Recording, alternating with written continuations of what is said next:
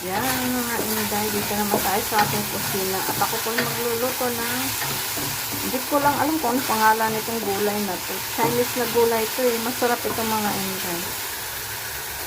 Lagay na po natin ang ating bawang at sibuyas. Kulang ko po itong mga inday. 40 gram pa.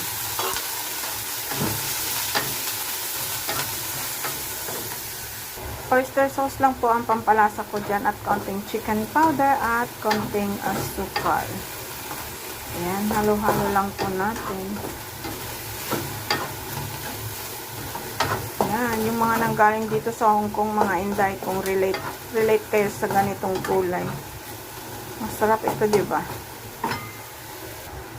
Ayan po, luto na siya. Yummers!